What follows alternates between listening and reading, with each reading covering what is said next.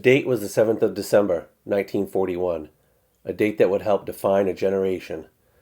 Japanese naval and air forces attacked Pearl Harbor, an American naval base in the Hawaiian Islands, and the United States was thrown into World War II.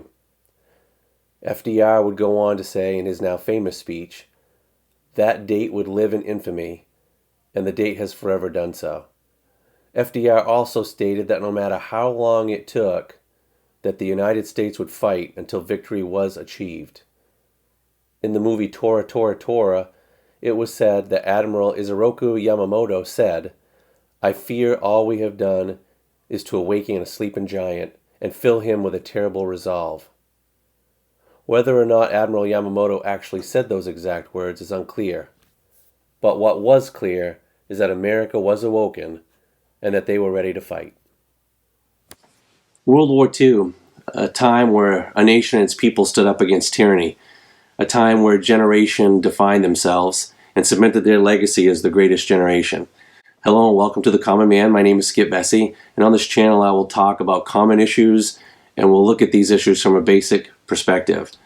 When I started looking at how to start this YouTube channel, I was looking at all the different subjects to cover, and obviously the most in-my-face topic to talk about was the COVID-19 pandemic.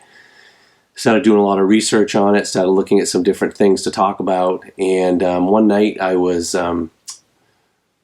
watching Netflix or trying to watch Netflix. I was trying to find a show to watch on Netflix, and sometimes I'll spend a half hour looking for a show on Netflix and then won't even end up watching anything. But on this night, I, being a prior military Army service member, retired, I saw a documentary about the 2nd Ranger Battalion and their assault on D-Day at Pointe du Hoc. And if you haven't seen or heard of Pointe du Hoc, I highly recommend you check out the documentary on Netflix. Basically, this location was at a 100-foot cliff on the beaches of Normandy on D-Day. And basically, 225 or so Rangers had to climb a roughly 100-foot cliff. And at the top of that cliff was a well-dug-in German force of artillery and light infantry. That was what their mission was to take out these 5 to 6 big artillery pieces that were going to rain down on the beaches of Normandy. And that was their job. It was a very important mission, and that's why the Rangers were chosen to take on this mission. After watching that documentary, I was blown away. Like I said, I'm a prior service retired military Army infantry soldier. I spent 13 years in the infantry, a portion of that jumping out of planes, which was probably the best job I ever had in the Army. And it really just amazed me as I really started thinking about it, about the courage and selflessness that these soldiers had. And I'm like, why? Where did they get this? Where did they get that honor and duty and resolve to look up at this cliff with bullets raining down on them and grenades being thrown at them and mortar fire, and still they accomplished their mission? What kind of person does that? And then I started thinking, this is what I need to do my first video on. Memorial Day, and all that goes into Memorial Day and what we do on Memorial Day. I thought, this is how I have to start the channel. So that's what we're going to talk about. We're going to talk about the greatest generation. What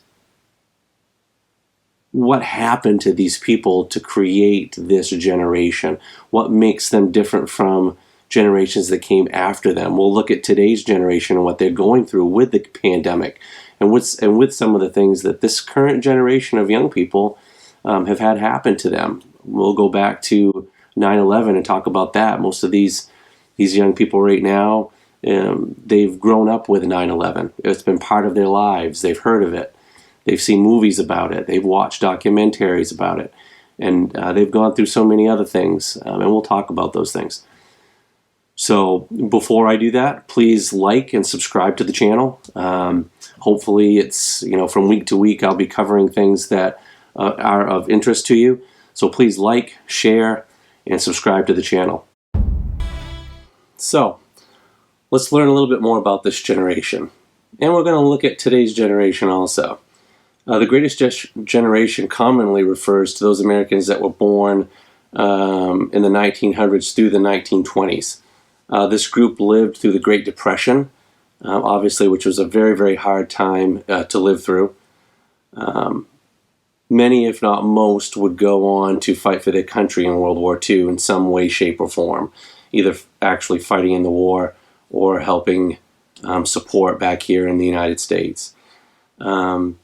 These are the same people that would go on to be parents of the baby boomer generation. I think it was just a different time. I'm trying to wrap my head around the differences. It was a different time. The culture was different. The morals and ethics of the era was different.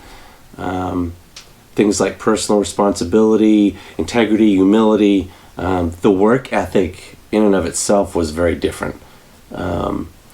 Service, not only service to country, but service to each other, and a commitment. The commitment level was different back then. People stuck things and saw through things more. And we'll talk a little bit about some of those things. These qualities were instilled at a very, very young age by parents who lived it. So now what we're going to do now is just going to compare today's generation to the generation of the greatest generation. First off, the millennials of today are much better educated. And there's a number of different reasons for that. One, it's just kind of a way of life now. You go to middle school, high school, and it's just almost a given that you're going to go to college. It's expected now, where it wasn't expected then. Back then, 30% actually did not have a high school diploma whatsoever. Now that's only 8%. That's a pretty big difference, 30 to 8. Now a bachelor's degree or higher, only 15% had a bachelor's degree or higher back then. Now almost 40% have a bachelor's degree or higher. And these are ages 25 to 37. So 25 to 37 today have almost a 40% chance of getting a bachelor's or higher. Back then only 15%. That's a pretty big difference. Most women of today work 25 to 37. Back then, only about 40% were employed. This is in 1966. Now, women 72%. 72% work. Only 25% aren't in the labor force, compared to 58% not in the labor force. Men, it's about the same. Actually, more men back then worked than do today. 92% of men worked. 92% of all men worked, 25 to 37. Nowadays, only 83%, which is still a very high number. 83% of all males work. So that's a pretty big difference.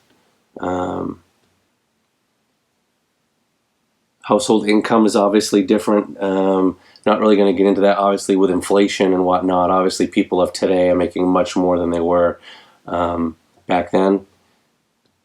This was pretty amazing to me. Not really the fact is that it's higher, but how much higher.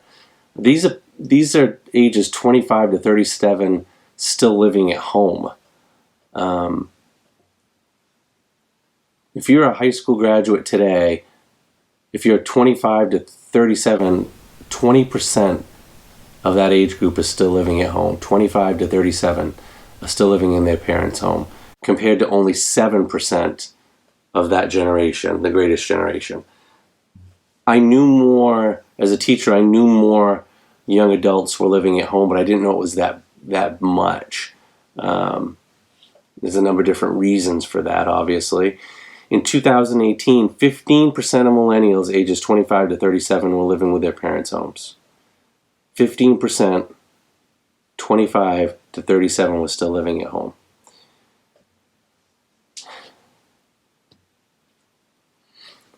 Marriage is looked at a little bit differently with millennials now. There's a lot more living together, never getting married. That generation, the greatest generation, 83% of 25 to 37-year-olds were married. 83%. Millennials, 25 to 37, less than 50%, 46%.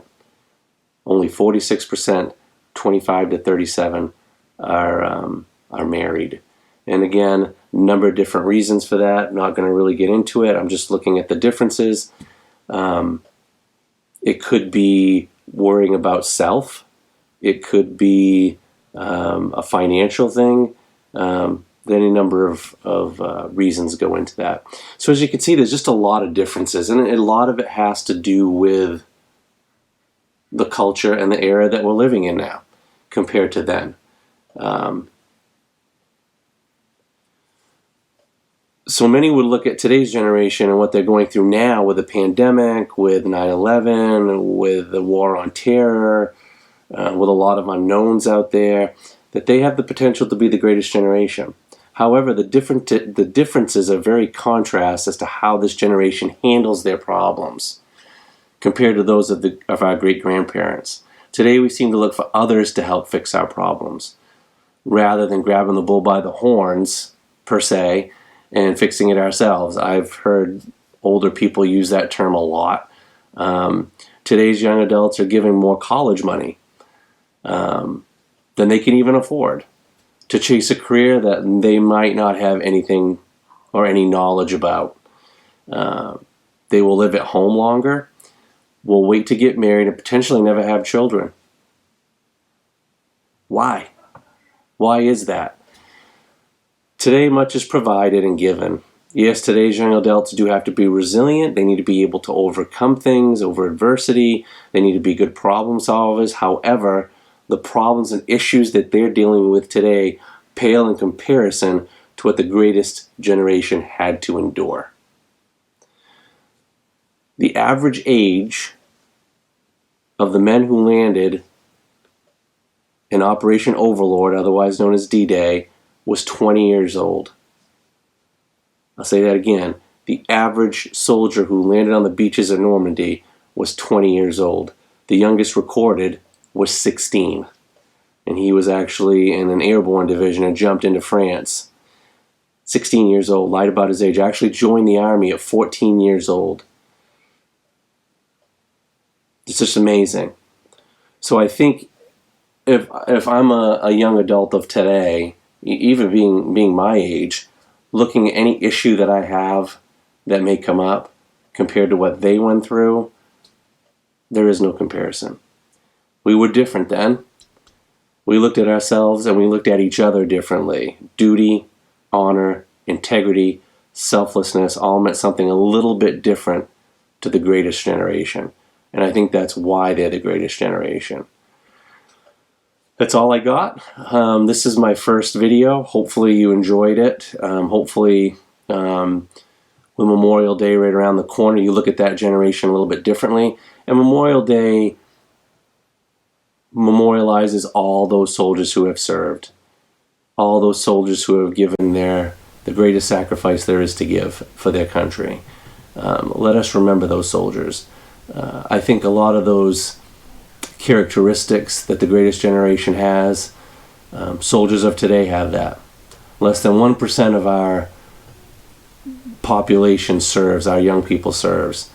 I think that those young people that do serve for the most part carry those same characteristics with them.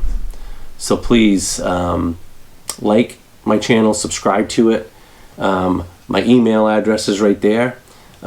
Please email me with your questions, comments. I'll try to bring it up on the next video and answer any questions that you might have. Follow me on Twitter, TheCommonMan1776, and that's also my email address up there on the screen. Like, subscribe, and stay tuned for more videos. I think I will be talking about the COVID-19 pandemic next and about what it's doing to our economy and young people. And yeah, please stay tuned. Thank you. So what I like to do after every video is highlight a small business in the area. With all the uncertainty going on right now, small businesses have obviously been hit hard. We've seen it on the news. So I like to highlight a small business after each video so that we can reach out and support that business. The first business I want to highlight this week is the Wilson Lake Country Club in Wilton, Maine. It is a small 9-hole golf course that is just a beautiful golf course. It's near and dear to my heart. This is the second year I've been a member. My brothers are all members there, and my father is also a member. It's under new ownership this year, which is really exciting. The new owners come in and made a lot of changes already. They have bought a fairway mower, which is really exciting and has made a huge difference to that golf course already. They're renovating the clubhouse and putting a small pub-style restaurant in there. Richard Brophy will be running that, which is really exciting. Richie and I went to school together. He went to Livermore, I went to Jay, so it was really, really awesome to see him and talk with him, and I look forward to many more talks with Rich. Andy, the general manager, is incredible, very, very accommodating, willing to work with you in any way you need, always willing to take time out of his schedule to go out and give you some tips on the golf course. They just got a brand new fleet of golf carts this year, and I have to say that this year is going to be a really, really good year of golf up there, even with everything that's going on. I think they're going to do very, very well. So look up the Wilson Lake Country Club. Give them a call. Look them up on the internet at wilsonlakecountryclub.com. And if you have any questions, like I said, call Rich, call Andy, and they'll be able to help you out in any way they can. Thank you. Take care and support local business.